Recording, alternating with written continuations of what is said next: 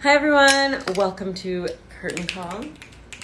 This week we're featuring my long-term friend and colleague, Claudia Aguirre, and I just can't wait to tell you everything that she's accomplished and what she's working on and what she's done. Hey, hola, hola. Okay, let's give this a shot, and welcome back. Thanks for rejoining, and let's hope that this works this time. Hi We everyone. did it! Yay! Amazing. Yes. Okay. Welcome, Claudia. Hola, hola. Hola. Hopefully people will rejoin in a second. I think they will. Oh, perfect. Okay. I said 12:15 and people are coming back at 12:15. Yeah. Welcome back. Thanks for Yay. rejoining, guys. Well, Triana Project. Ole. So, Hi. so welcome back, everyone. This is Curtain Call, our weekly Instagram interview series that features women in the performing arts industry from all disciplines, all domains, all backgrounds, everything. Okay, so I'm just so happy to welcome Claudia Aguirre today, La Calu. She has many names. You'll see why. To our series. And I just want to say that I've known Claudia for how many years has it been? I, Like, I was counting. Like, I think it's been 16. I know. whoa. Bye-bye. Whoa. That like just blew my mind. Holy. Oh my goodness. Okay. Wow. I was gonna say like 12, and even that was crazy. But you might be right. Yeah, because we first started performing at Plaza Flamingo. Like 2006, around there. That's 2006, so crazy. 2007. Those were good times. Did anybody go to Plaza Flamingo that's on here? That like it doesn't exist anymore. Doesn't exist anymore. But Well, Triana was with Allison. Allison, definitely. My mom was being there for sure. Some people have been there. I remember the last night. That was crazy. But yeah, we performed there like for many years, and we went to some after parties in Kensington Market. I was just remembering the other day. I was remembering those. Those are Those great. were such good times. Yeah, Allie's like, yeah, I've been there. Do you miss it? I don't know if I miss it. Do you miss Plaza? I don't know. Yeah, debatable, debatable. I always thought something else was going on in that place. I'm like, why is this place empty? But there's like a full staff and a show for nobody. Anyway, welcome to the series. How are you, Claudia? I'm good. I'm good. It's so weird doing this because you can't help but look at yourself in the, you know? It's like, oh, I think I need some teeth whitening. I think of that every week. We should go do it. Let's just go do it. Allie's in. Yeah. I'm gonna enlist her. Are we in Italy? No, we're in Canada. We're in Canada, in Ontario, in the south of Canada. Hola, hola. So today we're going to talk about lots of things, or whatever we want, and whatever Claudia wants. But first, I just kind of want to give an overview.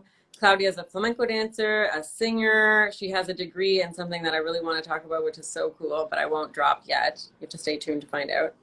And I think the she's, question might be if I'm Italian. I'm not Italian. I'm from El oh, Salvador. not Italian. We're going to answer that in a second, though. Yeah, she's a mystery woman.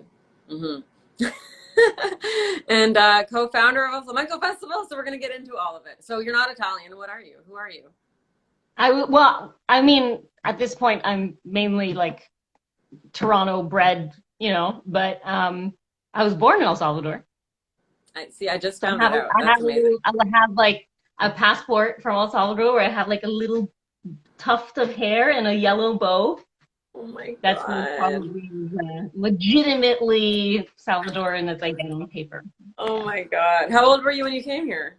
1 and 4 months. Little baby Kalu. Yeah, yeah. And apparently, like, I fell. I was just learning to walk and I fell, or maybe I was already walking. I don't know. Yeah, I was already walking because apparently I was walking fine. And then when we got to Canada and my feet made contact with carpet because people don't have carpets there, I went back to crawling. So I regressed in my in my walking. That could be But I taken so many fallen. ways. I don't know. I don't quite know how to take that. Like, is Canada regressing? Like, does it make people regress? Is it going backwards as a country? Like, what does that even mean? Yeah, Like, yeah. could be so many. Could be all of the above. Oh my goodness. Well, I'm glad And you came then here. I had fallen and got a huge bruise on my eye, apparently. And then my parents, when they were on the flight, um, because they were new to Canada, they just kept getting stared at, like, and they're like, "I promise we don't mistreat our daughter. She just fell." Oh my Because yeah, God. I got here with a really black eye. Oh my God. Yeah, Whoa. so they felt that they were getting stared at, like what kind of parenting is this? Oh my God, that's so crazy. And the assumptions Yeah. people have, right? I Oh my mean, they God. were assuming that that's what people were assuming, but based on the glares, like bumping into. Wow. Oh, that's such a harsh arrival. And did you guys come straight to Toronto? Yeah, my parents had come in the 70s Uh-huh. to study English, to learn English at Hansa. I don't know if Hansa still exists. I think it might still. It was at Yonge and Eglinton at the time. It's an English Right. school. Mhm. And then at that time, they stayed from 76 to 77 and had my eldest sister.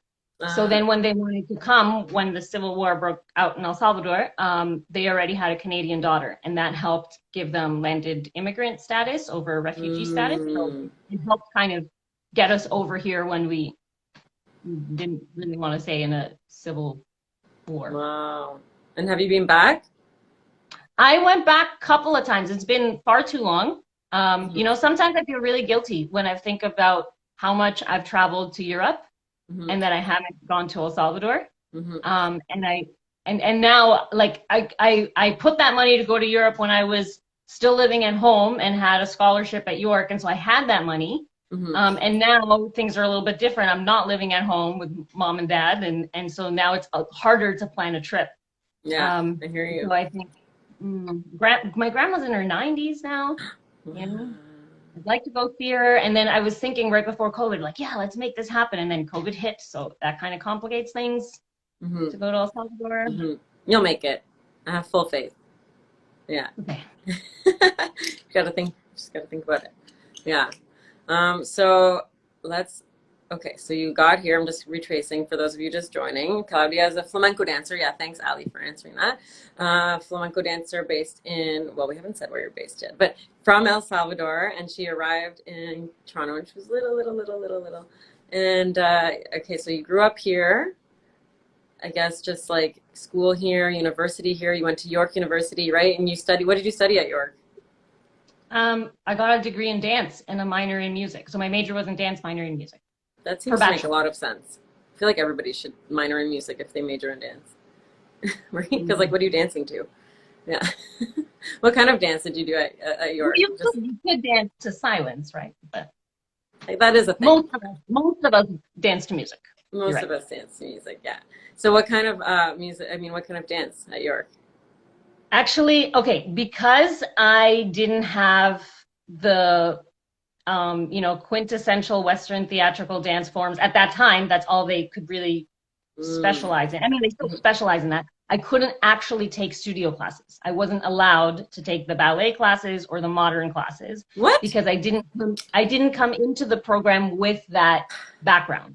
I came into the program having trained mainly with Paula Moreno at the time in Spanish dance, and because that wasn't their area of expertise, they couldn't keep training me in that, and I would have been really behind in all things ballet and modern. And I don't know if That's they did contemporary crazy. at the time. That's Yeah, crazy. I mean, but this started to change. Unfortunately, I keep like kind of missing the boats on a lot of things in my university life. So like I did the program as in the honors BA program. So it's a little bit different. Usually when you say somebody, I have an honors BA, that means you did the BA and then you got some additional credits and certain met Hmm. certain mandates, and then you get an honors BA. This was different. This was a specialized program that was specifically like desk based.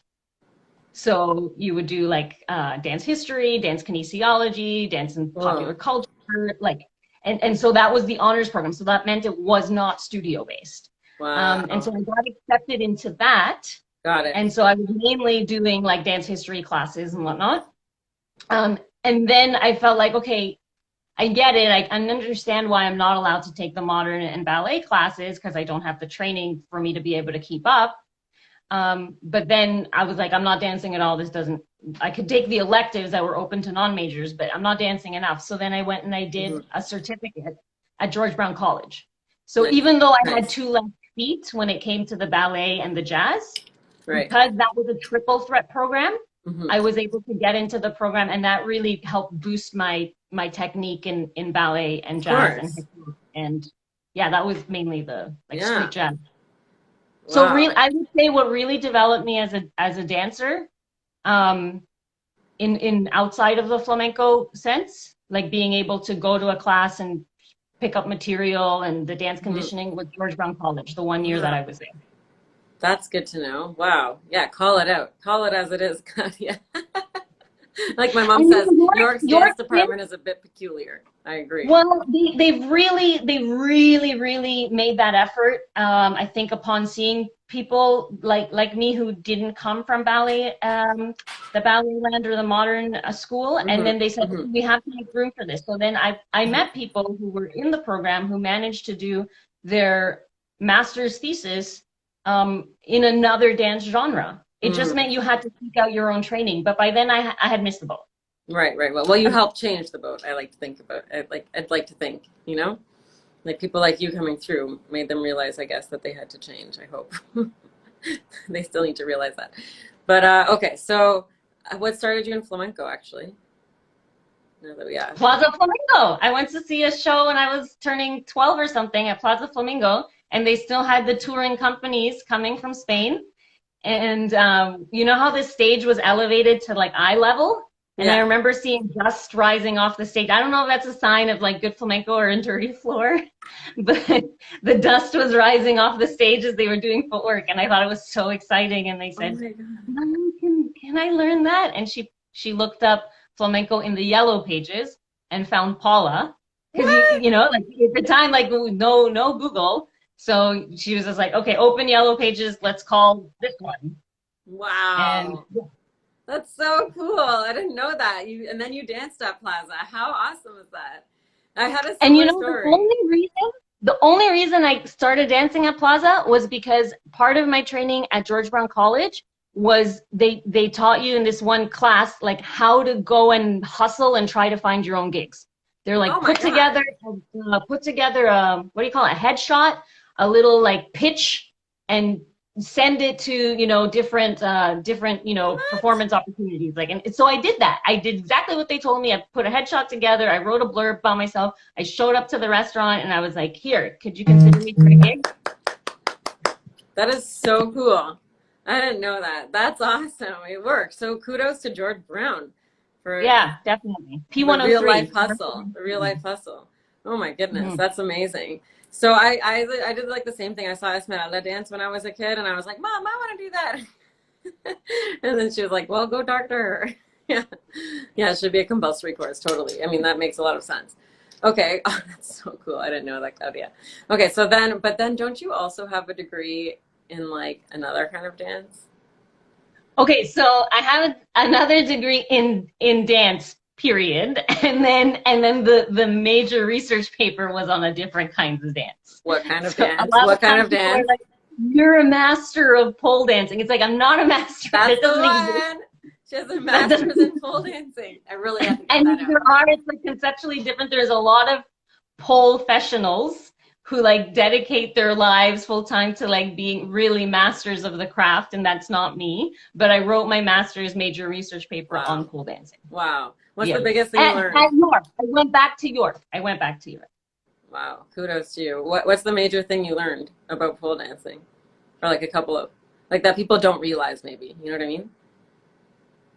The okay, so it could have gone in different directions. I could have talked about like, from a dance ethnography perspective. I could have talked about it, within that perspective, like, is it about women empowerment? Is it about, Mm-hmm. gender? Mm-hmm. And the way I looked at it was more about philosophy of art. So what is Mm-hmm. art? Can something that is so lascivious, or I don't know how to pronounce it, lascivious, um, sexy, let's say, something that's that sexy and mainstream at times, Mm-hmm. can it be an art form?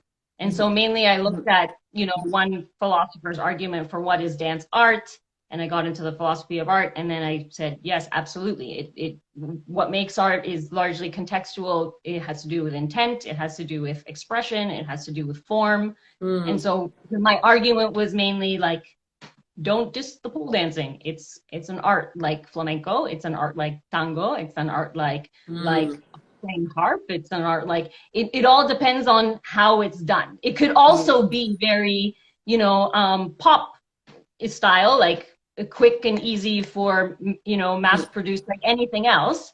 But it could be as well really well thought out, really well crafted. People spend hours upon hours, like we do in flamenco, developing their whole. And you got to be fit, man. You have to be able to like lift yourself. It's insane.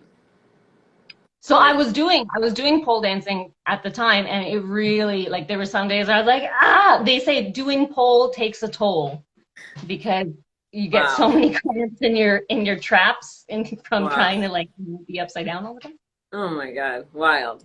Wow, you've done so much, Claudia. You've done so much in these past 16 years since it turned out I knew you. Okay, so from York, from pole dancing, from George Brown, what on earth brought you to, because now you live so far from us, what on earth brought you to Kitchener-Waterloo? Oh wait, no, there was a time in between. Hold on, sorry. Yeah, exactly. There was a time in between that you left the country. Tell us about that. Well, I was really, really enjoying talking about philosophy of art and pole, and there was only one scholar, like full-blown PhD professor in the world who had written a whole ethnographic study on pole dancing, and she was in the UK. Yeah, she was in the UK, and so I kept referencing her work. Samantha Holland, she's fantastic. Oh my gosh, she's fantastic. Yeah, like she's written things on alternative beauty. So like women who like have a lot of tats and like stretch piercing and looking at it from a leisure studies, gender studies perspective. It's really great stuff. And so she had written about pole dance classes, and I just thought she was really cool. I went to meet her. I thought she was even cooler, and then I ended up, applying to be her student. Wow. And unfortunately, though, it was so expensive to study in the UK. I only got through the first year, maybe even less. And then I was like, you know what? I'm kind of running out of money here. And then they said, well, you can go, like her and my other supervisor, who was also fantastic, Becky Watson. So great, night and day to my experience here, night and day. And they said, well, but you can go in, continue with the same theme in Canada where it's going to be more affordable. And so that's how I ended up back. Got it. In Waterloo. But by then I had changed my topic. I had changed from pole dancing to dance in general, and what dance in general can do to build camaraderie and a sense of well-being between different people and generations. Oh, I love that. And it's so true. I mean, just right here, I'm seeing our community join. Shirley, dancer; Leah, dancer; Cody, dancer; Kara, flamenco dancer; Triana, like Ali, Allison, dancer. So my mom's a dancer. Alina, there's every Sara from Sri Lanka, dancer. Like, right here we have community. It's amazing. Welcome everybody. Thanks for joining us today. Those of you just joining. Yeah, I saw the exact same thing in the pole dance community, which was really cool. I'd go to these showcases, and there were women who had just taken up pole dancing in their 60s or 70s, dancing alongside women in their 20s, all cheering each other on, the raw spirit. And I was like, there's something to this. And then I was like, I see the same thing amongst our flamenco, family. That is so cool. I want to see a 67-year-old pole dancer. You have any videos or photos of that we can share and check out? Well, I don't, but you probably look up like pole showcase, cool. and or pole Ontario showcase. Cool. Probably long. That's so awesome. Okay, so you spent a year or so in UK studying there, and I believe you met somebody over there. You want to tell us a little bit? I had already met Julian before, when I had spent a summer. Oh, the first time you went. Yeah. So I met Julian, and he was just a kid to me, and like, I was this kid. And then I re-met him 2 years later, and I was like, who is this strapping young man? All with long locks. Whoa. Yeah, he had really changed in 2 years. Wow. So. The boy became a man. Yeah. And then I robbed the cradle. You robbed the cradle. Wow. It's not that. Is it a huge difference? No. It's not that huge. How much? 6 years. 6 years. But for some reason, people always think that when the woman's older, it's like a big difference. But if the man were older, it wouldn't be a big difference. So, whatever. Yeah, and now it doesn't feel like a big difference. It kind of did a little bit when he was still an undergrad. Then You know, like I'd be TAing students his age, and I'm like, Cutie. That's so cute. But love and happiness trumps all. Plus, he's a flamenco guitarist. I mean, come on, right? it just made me. What? I had to marry either a flamenco guitarist or a pole dancer. Like, Yeah, it had to be one or the other. It could have been both. Are you sure he doesn't pole dance on the side? Because that'd be good. That'd be good. Maybe when I'm asleep, he comes and installs the pole and. Yeah, exactly. You leave for a day, you come back. Okay. Well, we're so glad. And so tell us, so you met Julian and you are now married, correct? Mm-hmm. Wow. Mm-hmm. So I went to Europe to study there, to study with Samantha, Yeah. also to be closer to Julian. And then when that didn't work out, he followed me over here. A true love story, Claudia. A true love story. Look at all this. Well, it's not really beautiful, where I'm about to bite his face off. It's not really a true.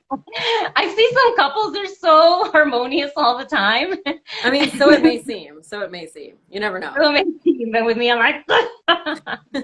Maybe it's just the truth. true love part is that he understands that I have high emotions sometimes, and he's like, this happens. It's okay. I mean, don't always okay. Isn't it always like that? I don't know. I thought it was always like that. Okay, good. I'm not the only one. Yeah. I mean, come on. Otherwise, people are just hiding it, I think. Anyway, that's just what I think.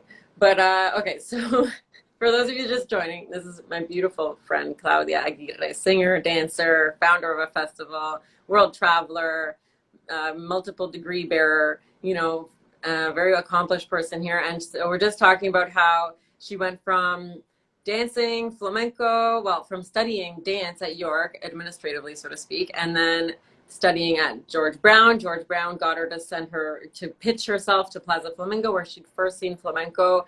She ended up dancing at Plaza, where we met. And from there, she moved on to study, long story short, you have to rewatch the whole interview if you want all the details, okay? But from there, she went on to studying the philosophy of art and whether pole dance is an art form. The answer is yes, and I'm going to agree with that. That brought her to the UK. She met her wonderful husband, Julian. They came back to Canada, to Toronto. Did you come back to Toronto? I think we came directly to Waterloo. Oh, directly to Waterloo. To continue your studies. And how many years ago was that now? Like 4 or 5 years ago. Wow. Okay, so now we're in Waterloo. Now tell us if you want. How has your experience been in Waterloo? Studying? Have you been? There's been 2 streams. There's been like a really awful, shitty stream, and then there's been a wonderful one with like crystal blue waters. Which one do you want to start with? I don't know. I don't even know. I say we start with the awful one. Together, right? I say we start with the awful one, and then we go to the beautiful one, or we just mix them up. You can go back and forth.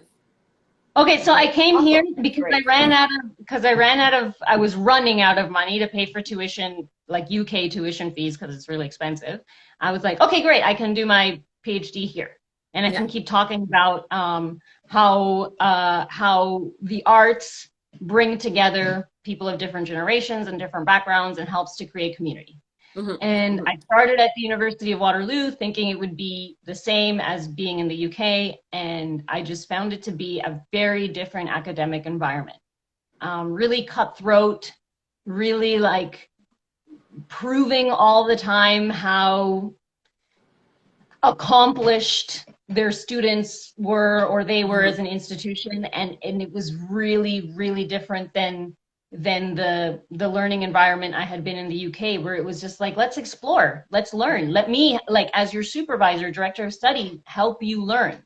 Mm-hmm. And I know that a lot of people at University of Waterloo probably want to have that or think that the university has that, but that wasn't my experience. The people, not everyone, but a lot of the people that I worked with, or the people that I worked with the closest, I didn't experience that at all. I felt like it was always like trying to reach higher and higher and higher heights, and I couldn't live up to them.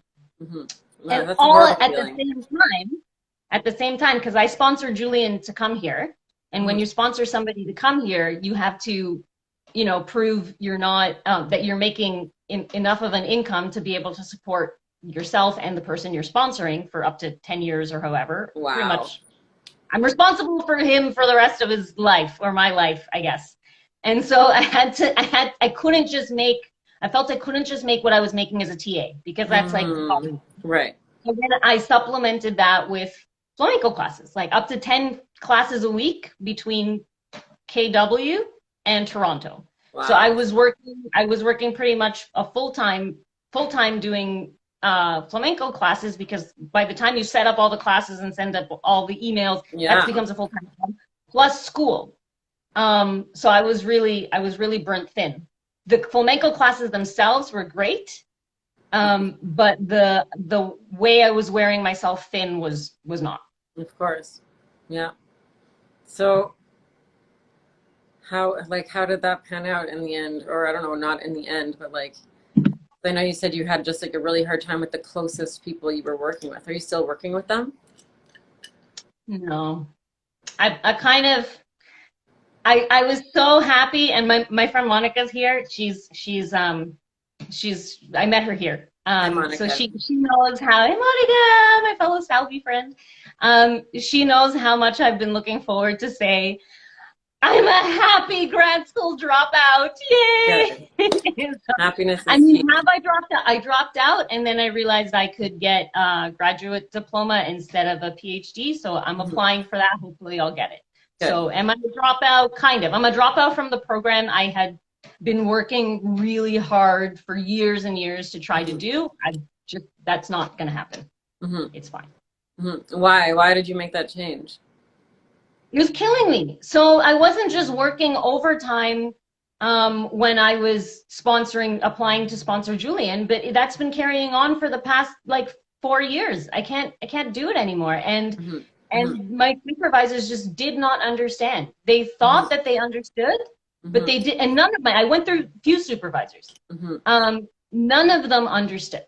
So, for example, I made an appointment with one to say, I'm working so many hours just to try to keep up with the coursework.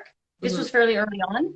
And I can't, like, I don't have the time to do because she wanted me to do extra courses because they do things differently there than at York. My master's thesis was cool, but not what they do. So I had to do all these extra courses.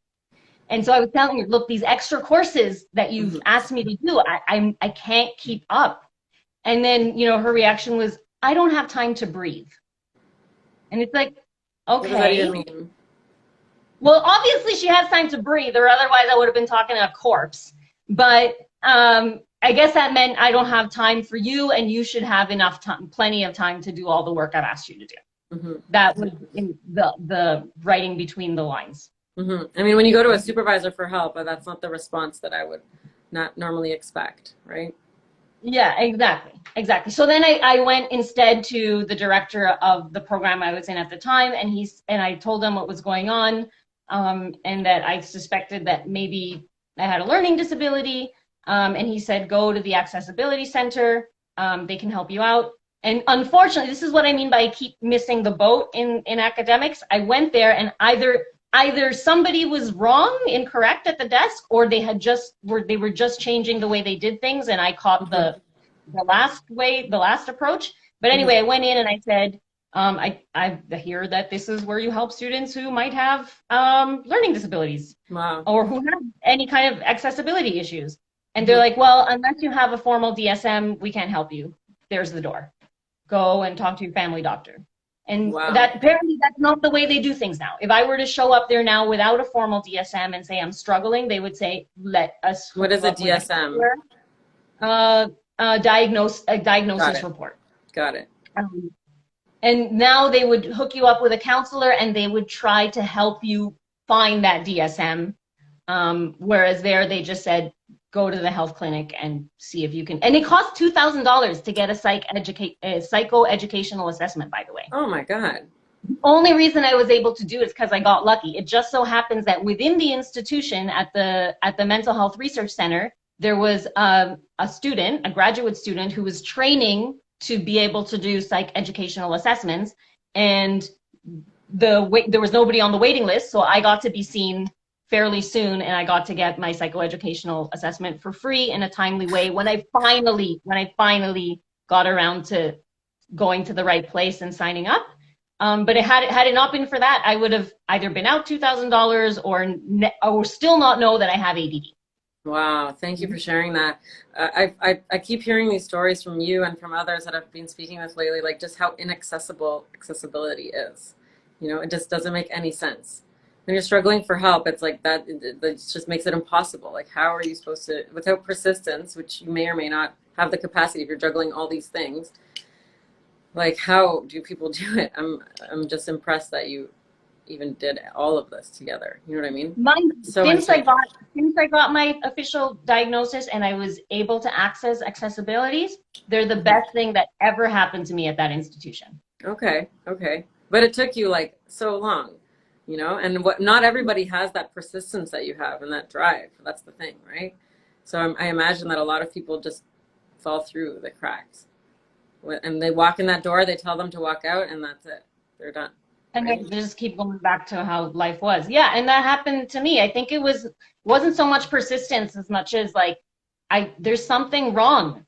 Why does it take me, 3 times as long to get through a reading as the person next to me? Yeah. Like, there's something wrong. Like, is it just stress? Mm-hmm. Is it dyslexia? Mm-hmm. Is it this or that? And I kind of had to find out. But even that awareness of that, takes a lot, I think. Like, you're so aware of yourself. It's incredible. And to have that awareness and then to address it and then make all those changes. Congratulations. I think that's huge. It's amazing. Thanks, man. Yeah. Claudia, I love you. I didn't know that most of this. So I'm just hearing this now. Thank you so much for sharing. Love you. Love you. I'm so proud of you. You've done so much. You're amazing. Oh my goodness.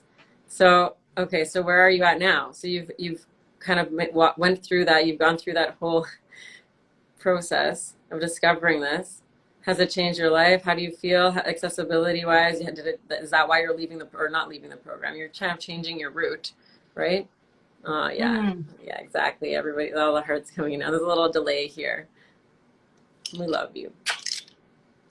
Thank you. So it's okay, but I have to say, while you're doing all this, can I just say, while you're doing all this, you also co-founded a flamenco festival? Like, come on, people. Yeah, so I was teaching these classes, and it was kind of very informal. It was like semi-private classes, like right here in this space, or small group classes across the street at a studio or a Star Performance Academy. They're fantastic. I could rent studio space there. And people were getting really enthused about flamenco. And they were saying like, when's the flamenco show? When's the flamenco night? When's the guest workshop? When are we going to do more classes? And it's like, look at people. There's like 3 of you. I can't really afford to do more classes and bring a guest artist or have a tablau come to you. And so let's go to Toronto. And so for a while there, a handful of us from KW would go to the tablau there. Right. Or I just tried to brainstorm ways to make flamenco more available to the crowd here. And It was not sustainable, really, for people here to go out to to Toronto all the time. It's a long drive and it gets late, and some people start work at like the crack of dawn. So then Julian said, why don't we start a festival to try to garner more interest in flamenco? And it's like a beginner-friendly festival. So a lot of times flamenco festivals, international flamenco festivals, are prestigious, and they have this mandate to bring the best of the best, the creme de la creme of the flamenco world to that city. Mm-hmm. But usually the cities are big. And so this one couldn't be about that. We didn't have the funding for it. I think we ran the first festival for with $2,000. And so it really had to be like, that's very the $2,000 you saved. That's the $2,000 you saved. Yeah, thank you to the Mental Health Research Center. I was able to do the Flamenco Fest. And so, yeah, it was really like the kind of festival where it's like intro to flamenco 101, rhythm, what planta tacon, to just get people to see it, and then bringing in guests from afar, who were not famous but very qualified to put on a good show. Love it. you know, I but love that. it's not going to cost me the same price as bringing in, you know, Yeah. like a big name, like a grande, right? Yeah. But the Great people who idea. are new to flamenco are going to see it and be like, this is awesome. So And it good. happened. So the first year we had Josie Yeah. Sinadurai. She was traveling, you know, Montreal, Toronto. We had met her through the scene, or I can't even remember specifically how I met her. And we're like, great, this is like an international guest, good quality flamenco and affordable, right? Totally. And really like great to work with, like enthusiastic about building community, enthusiastic about putting herself out there. She was totally a team player. And then the next year we did the same thing with Ronaldo, you know? Yeah. Cool. So this is, how many And a years have you been willingness doing to that? teach beginners. What? And a willingness to teach beginners. Like, I think if Yeah. you bring in somebody high level and say, can you teach people who don't Yeah. even know what flamenco is, they might be like, well, don't Yeah. you have like a flamenco scene there? Whereas then they're like, yeah, let's teach beginners. Let's show them, let's explain what, you know, flamenco even is. That's so cool. It's a really unique festival, I think, in that sense. It's Yeah, amazing. I think I hope it never loses that. Even if we grow, I hope it always has that welcoming to people who are brand new to it. So important. And I feel like like, remember when Rocio Marquez came and she came to Happy House, to Shirley and Adrian's house, and we had that flamenco party, and she was like, wow, I've never been in such like a welcoming flamenco setting where people are like so encouraging and not so judgmental and stuff. So it sounds like that's like the culture that you're cultivating, you know, in your festival. That I really want that. Like to me, one thing that I always kind of have in the back of my head is the more we grow over time, I think Hmm. one of the mandates has to be you have to, if you're going to be one of our guests, you have to be a welcoming, nice person. Like you can't be like, I'm a grande. Like it's in Because the contract. yeah, in the contract, it has to be like you can't be too on your high horse Yeah. because you're a grande, because we could have people showing up like KW. So the way there's two cities, like it's Yeah. called KW because we have Kitchener and Waterloo, and they share a main street, but they're two different Hmm. cities. And Hmm. I've heard Waterloo be criticized for being like new bougie and kind of displacing a lot of their issues onto Kitchener. Kitchener, on the other hand, has the working center. I've never seen anything like the working center.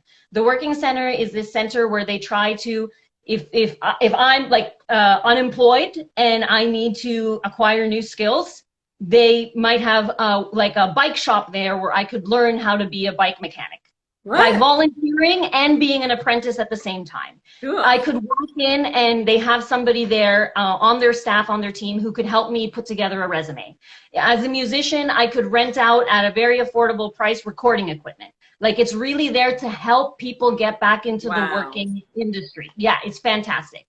And Kitchener has, I mean, I on all my time living in Toronto, I've never seen quite so much, you know, visible drug activity on the street as I have in Kitchener or in certain parts of Cambridge. But it's really doing what it can as a city to help people who have substance abuse issues and can't access work to try to access work and try to Amazing. overcome the substance abuse issues. Yeah. Toronto Um, has a lot to learn, I think. yeah, yeah, I think so. So to me, it's important also that um, the fest remains accessible and Hmm. free to Hmm. people of, you know, whether you're families and you can afford to do flamenco lessons, and or whether you can't, right? Hmm. So Hmm. the first year when we did it in a really small community theater. The second year we did it, we did a free show in front of Kitchener City Hall.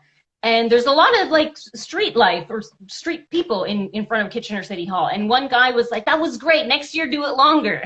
We Nice. were Love just it. in the marine. I love it. And it's like, okay, but I see why he would say that because it was a short set. Yeah. But that's to me, that's the important thing. It's about reaching the community as a whole. It's not about being a prestigious That's a flamenco. that's such a good quote for your website. You should totally ask, if you see him again, you should ask him if you can put Yeah, that on your website. That's great. Next year, do it longer. I love that. And Alina's saying, look, yeah, what kind of growth and expansion can art forms hope to have if the culture isn't accessible to newbies? Exactly.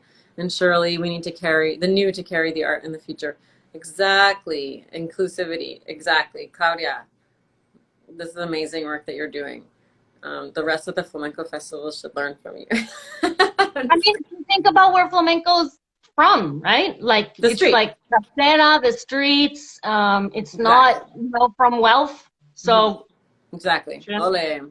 Exactly. Yeah. Exactly. So are you in your high art should be like I really think we should have, quartets performing for, the construction crews on the highway. Like that's just the way I think. And obviously urban planning academics don't think that way, but that's just me. Maybe we should do that. Challenge the flamenco community to let's put that out there. Bring tablaos to construction sites. I love it. I mean, there's a lot of wood. It makes a lot of sense. All the wood is there. It's a perfect place for flamenco. You have flamenco on all the floors. Oh my goodness, how cool would that be? So this is your 5, right, of the KW Flamenco Fest? This is my 4th. Oh, fourth year. Wow, 4 years. And when does it start? Starts today. Yeah! What's going on today? What's the first thing happening? We're doing a street performance, or 3 street performances. So usually you do something at a theater, but not this year. We're taking it to the street, and we're performing adjacent to restaurant patios, trying to encourage people to patronize those patios. And so we'll be at one restaurant patio, Mark's Caribbean Kitchen, and we'll do a 20 to 25 minute set there with our Nuevo Flamenco friend, Janae. He's nice. KW famous. He's a total celebrity. Everyone loves him. Every time I mention Janae, he's like, like, so it's like, yeah, we have to have Janae. Nice, love it. Local celeb. It was fantastic. And so we're going to be with Janae at Mark's Caribbean Kitchen. Then 1 hour later at 7, we're going to be at Kinkaku Izakaya. And then 1 hour later, we're going to be on the patio of AOK Craft Beer and Arcade. And then we're going to do that for 3 consecutive Thursdays, but 3 different venues on 3. And I have to say, the reason this is happening is because of the Downtown Kitchener BIA. Oh my gosh, they're so helpful. We're always feeling as artists that we're like begging. We're like, can we please offer you some of our work, and can you please pay us? Can you please see a little bit of merit in what we do? Whereas they were like, 1 night? Can you do 3? This is fantastic. Our businesses need this. Wow. Like, again, all I have to say is Toronto has a lot to learn. Yeah, that's incredible, Claudia. So 3 Thursdays in a row, 3 different restaurants every night. So you're doing 9 shows as part of the KW Flamenco Fest this year? That's just Downtown Kitchener. Then there's 3 other places. So we applied for what's called the Spotlight Grant for Uptown Waterloo. So that's 1 night in Uptown Waterloo. Uptown is their downtown. They call it Uptown. Geographically, maybe that's why. I'm not really sure. Anyway, it's called the Center of Waterloo. And so they've given us this grant to do the same concept, but for 1 night, because we pitched 1 night. Cool. And then La Lola Catering tomorrow in Preston, which is part of Cambridge, which I don't really understand. So it's 3 cities. Kitchener, Cambridge, Waterloo are the Tri-Cities. And within Cambridge, if anyone can shed any light on this, like Monica, please explain. I think within Cambridge there are 3 cities too. So Cambridge itself is a Tri-City. I find it very confusing. How many cities? Doing something in all of them. If my count is correct, that is 13 shows, which is amazing. Just a huge round of ole! Congratulations! That is so awesome. 14, because it's 2 sets at La Lola. Oh my God, that is so bad. Okay, Shirley, Leah, whoever's around here on this chat, shall we drive out? I can't go tonight because I have a show, but we should drive out one of the next 2 Thursdays. And go bar hopping in Kitchener. Let's do it, guys. Maria Nicolaitis is coming tomorrow for a little Lola gig. Nice. Tomorrow. Maybe tomorrow. The one night. This is a challenge. Yeah, sure. Of course you were, Shirley. Let's do it. Everyone should go. We'll meet you at one of these shows. Go support. Go eat food. Go. Is there a hat that you guys are passing? That we can contribute to? No, because the BIAs, we got funding. So this is, amazing. It's been like, you should put a donate button on your website regardless. Donate to KW Flamenco Fest. and support the arts. I have to check. It's been so long. We have a Ko-fi page. Well, we want to become right now. The fest operates under just Julian and I, KW Jules, but we want to incorporate and become like an entity in and of itself. So hopefully that'll happen soon. I think everything you set your mind to do will happen, Claudia, because so far you've done it all. So yeah, I fully think that's going to happen very soon. That is so awesome. I didn't realize it had grown so much. Can I give a shout out to Rosemarie90? She's one of our volunteers. And I tell you, like, half of this wouldn't happen if it wasn't for Rose and Howard. Huge shout out to Rose and Howard, of course. And when I say volunteers, I don't just mean that they, like, you know, hand out flyers and, you know, move around some chairs. I mean, like, all year round, they help us plan the festival. They come up with spreadsheets. They reach out to sponsors. They write, like, press releases. You know, even still, for some reason, with all they do, I'm still up until the crack of dawn trying to get things done. I don't know how that happens. I hear you. How does that happen when I have like two, like, you know, KW Flamenco Fest angels doing most of the work? But even still, I think we need another like half dozen angels. We always do. Fab Club has our angel right here, Alina, who's Alina Angel in my phone. So I totally hear you. Wow. Okay. So I know there's one more thing that I'm going to ask you to do that I've warned you about a little bit. But before we do that, I just want to make sure if there's anything that we've missed or that you want to talk about that we didn't mention or that I somehow forgot to ask or anything of the sort. Oh, yes, I remember. Okay, so part of the KW Flamenco Fest, the one thing that I've really fallen behind on is a social, I want to do it, I was supposed to do it this morning. I haven't done it yet, but I'm going to do it. But if you beat me to it, or Shirley, if you beat me to it, or Leah, or whomever, if you beat me to it, great. So I really want to encourage people to go outside. It's called Flamenco Outside. So using the hashtag Flamenco Outside and KW Flamenco Fest, next time you're outdoors, it could be in your backyard, it could be a cottage, it could be, you know, an urban space.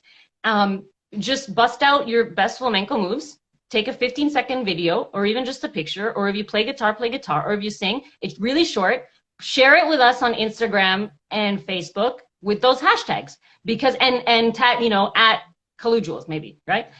Because we're just trying to bring people together from different cities, so that the people here in KW don't feel so alone, and then they can be part of this social media campaign and check out each other's, you know, Flamenco Outside. And if you look on Instagram, there are some beautiful pictures using the Flamenco Outside hashtag, but there's very few of them. So I think we should take it and let's do it. Make it huge. Challenge accepted. And I know Shirley and Leah are on board, and I believe Allison will do it as well. So I think you just got 4 people right now. I'm voluntolding them. As soon as this is over, I'm going to race outside and see if I get it up first. Okay, challenge accepted. Oh my goodness. Okay, whoever gets it up first, we buy you a drink at the festival. Yeah. All right. Well, so would you honor us, Absolutely. please, with a short? She's ready before I'm even done asking. She's, you know, like, I just asked Claudia if she can sing. No, definitely not. You're cut off by your head. I'll just be honest here. Okay, so it's not just me. You can't see all of me then. Leah, no need to shower to do a pataita. No Nobody need will to smell shower. you. Oh yeah, Shirley's gonna pull out her turquoise board. Ole. Yeah, there you go, Claudia. So she's gonna, I don't know what she's gonna do, but I just asked for a demo. No, now yeah, okay, that's a little better. Can you hear me? Can hear you, yeah. I'll be quiet, so we only hear you. We also did a tangos concurso for our students and friends, and we had to record a track for tangos so that people had something to dance to and record themselves dancing, you know, on video and submit it. Anyway, it's a whole thing. And this was one of the letras that we recorded for the tangos track, okay? The first one. Hey. Ay, sentadita en la escalera, ahí esperando el porvenir nunca llega. Ahí esperando que el porvenir nunca llega. Hey.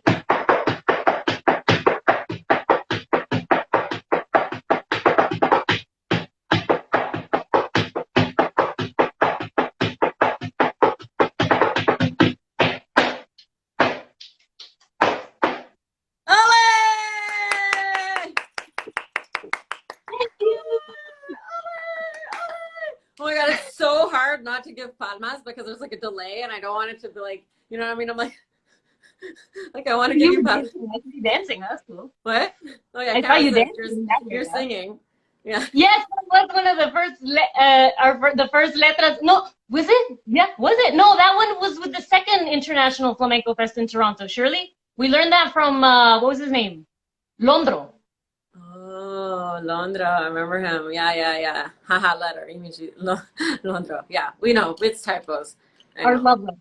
Yeah. Insert.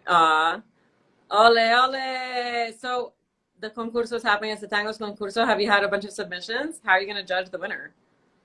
Okay, so the Tangos Concurso, we hired two instructors that Julian had at Code Arts, Irene Alvarez, who's a dancer, and Alexander Gavilan. And I fully think he can comment on the dancing because he accompanies dance all the time. He accompanies Irene all the time. He taught Julian how to accompany baile, right? So he's going to look at it a lot from like a rhythmic accompaniment perspective, and Irene is going to comment more on everything, like including body lines and technique. So you have external judges. That's pretty awesome. External judges. And Julian and I as auxiliary judges, sometimes maybe giving them the scoop on like, this person's been dancing for so long and, you know. Awesome. And so we've now, people have submitted, we have like had 15 submissions and people have submitted their videos. We put them onto a shareable folder where we can all comment on it together. We've developed a scorecard.